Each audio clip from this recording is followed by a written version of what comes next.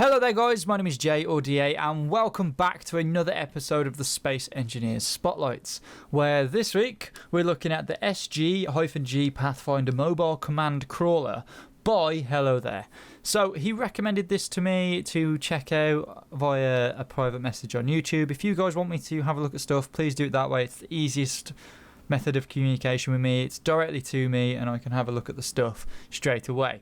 So this craft, this rover, this thing is just so beautiful, and oh god, it's all vanilla. And basically what this is it has a garage, it's a drilling rig, it's also a very well defended ship, it has its own miniature crafts that it can use, and it's very, very well thought through with all the systems in place to survive on a planet. So let's get into it really. You start off with this lovely door, which is the garage door on the very, very front. Now, the way you get into here is you just come underneath and press the button, and this will open up the door. Now, I have had beef with other crafts for not fitting flush to the floor to allow the rovers to get in and out of. This just does it so easily, so nicely, so swiftly, and it is just beautiful in the way that happens. So you just basically press the button, get in, press the button, close it, and job's a good one. So inside here you'll find a little car. This little car is kitted out with everything you're going to need. A antenna. It also has a smaller antenna in here so you can communicate back to base with any information. It has an ore detector, a gun. It also has space for 4 crew members and then the pilots, that's 5. And it is just a generally all-round good little craft. It's not the prettiest of things, I'll be honest, but it does the job and it does it really well. And I'm not going to really drive through with these crafts because it's going to take too long, and this video is probably going to be long as it is. But I assure you that this craft is a nifty little thing and it does work pretty well. It hooks up on the back with a connector, and it also has landing gear on the back so you can lock it down even further if you're not sure the connectors are going to keep it where it is in transit. So you can use those. So when you're in here, basically all you've got to do is you've then got to go round the back of the ship and you'll find a door. This door will take you into the main area, and so that was the garage. It does detail where you're going and where you're coming from and to. And then if you head up these stairs, you'll end up just in this area, which is for the drilling rig. So what you have here is you have controls for this, so you can actually control it from here. Now, just to let you know, the drill rig does have the capabilities of drilling straight down 60 meters, which is absolutely insane for a craft like this. And it's literally just piston on piston on piston on piston on piston, and it just basically sits this up to a vertical position using rotors and then slowly sets it down into the planet. And it does have locks and everything else. He has thought of everything that it's going to need to make sure it's as stable as possible while in operation. So we also have a staircase. This is the boarding stairs. So what we've basically got is, if we press this button and if we open this door, you have a set of stairs that can allow you to get into the ship very, very easily, and there are controls here as well so you can access it from the outside. And this just is an easier way of getting in rather than opening up the whole garage door, and I really do like having things like that. They're really, really nifty, really, really useful things, just in case you just want to get people on board and not cars. So the other side is just a walkway that takes you into some sort of cargo access, which is cool, so you can actually sort of get into the large cargo containers and sort out what you need to sort out within the cargo areas. The rest really is not a lot happening in here, just a lot of conveyors, very, very busy room to be honest. And then if you come back down and go up the stairs, you'll have a left entrance and a right entrance. We'll go for the left entrance first, which is just through this door. You'll walk along a catwalk across the garage, and then you'll end up in the first sort of control room. So this room I think is probably good for straight driving. So if you're driving just straight forward, there's no bumps, no real harsh terrain or anything like that, this is like the optimal sort of driving position. There is a second one that's higher up so you can see a bit better what's ahead of you, so that one's probably a bit better for viewing. This one's just a bit better for probably, you know, just putting the ship on a straight and narrow and just getting to and from a place on, say, a flat surface like this lake we're on. So There are controls in this. The one bench is more optimized for driving, so this one you'd probably use more for driving, as you can see past the screens. This one is more for the drilling rig, so if you were to go to the next screen, you can control the drilling rig as well as the guns. He has made them the same, so you can do either or on both, which is cool. Just depends on your preference, really. And yeah, that's really it. I like the way you can see below you, so if you do need to know if a car's fully inside the garage, you can see that, and then you can, you know, shut the doors behind him, which is really, really cool. Now we head back down this way, and we'll go through the doors. Some doors do shut behind you, which is just a sensor thing, which is a really, really cool idea, I think. And coming up here, you'll end up in a cryo chamber room. So this has got 3 cryo chambers. We also have some main cargo access, which just enables us to, you know, get inside the cargo again from an easy point, which is this area, which is the main control room, and, you know, just do what we need to do. I think this ship is capable of having more people on board, but again, it depends on who you are, and you can probably optimize it to take 4 or 5 cryo chambers at a time, but that's completely up to you and if you guys want to alter it. So walking up here, we end up in the main control room, which is pretty badass. We have a med bay just very nicely placed here. I think there needs to be one further down in the ship, because I think running all this way for medical assistance is a pretty silly thing, really. I think there needs to be one in the garage, but again, you guys can do that if you guys want to take the ship and just mod it and change it and whatever. We have 3 benches here, which just allows you to have you know, just allows other people to drop into screens and do whatever. There's no actual buttons allocated to these. It's purely up to you if you want to make them do whatever.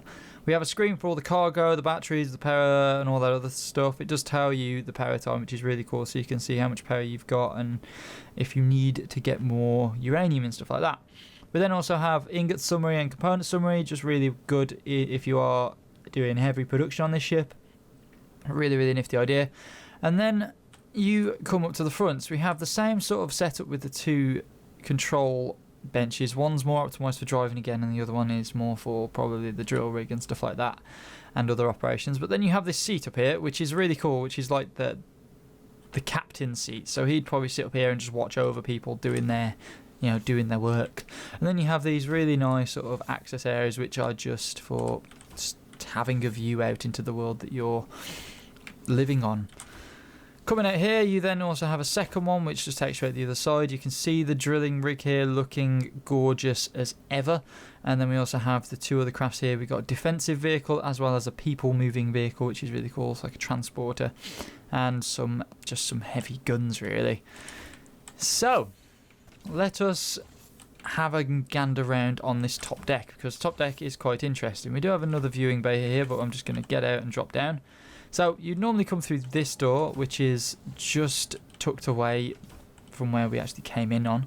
You have 3 mining crafts, which are all hooked up in very nice positions. I like the way these work because they're so optimized for planetary drilling, because you wouldn't really need to look at the planet while you're drilling. You could just use gravity and drop them down into the surface and mine.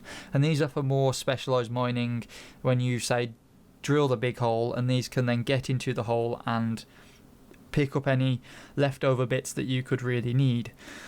So, wandering up here, we then have the access. We can go over to there as well if we need to, but we also have access to the just the general sort of flight bay. So this is the ship that you can use for defense. It has lots and lots of rockets, very much like an Apache in its sort of style, where the guns are placed and whatnot on the sides. It's 1 pilot, so there's that. We also have a reloadable rocket pod here, which is cool. And again, just purely Atmos, so it's all planetary driving from these crafts. We then also have a ship that can carry up to 2 people, 1 either side, and then a 3rd as the pilot. So this could be, again, like a bit of a... How would you say, like a bit of a scout. You send this out, and it's more civilian looking as well, with the way the engine pods are and whatnot. So I really do like that craft. It's a really nifty ship. I'm not really keen on the cockpit, but again, it's a civilian craft, and the other craft uses the fighter cockpit because it wants to look a bit meaner. So so heading down, we go on to this other big section, which is like a bigger bay where you could probably get a bigger ship if you were to build a bigger ship, or this could be where you could be working on the newest ship in your fleet.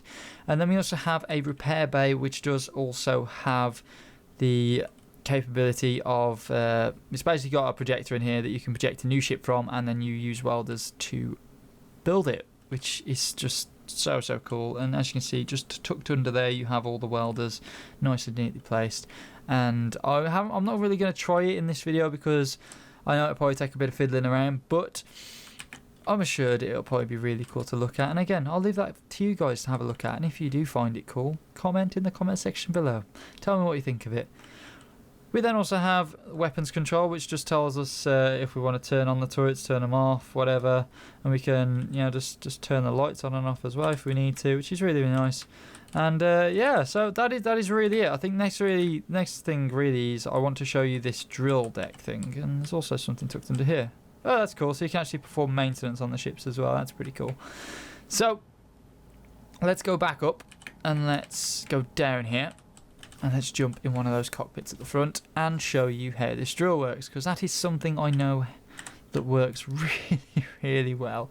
So what you need to do is go onto the second tab on one of the controlling positions, and you have a bunch of buttons here. You have one which is the rig tail, which basically rotates it upward. You then have the drill now, the retract, and the brakes.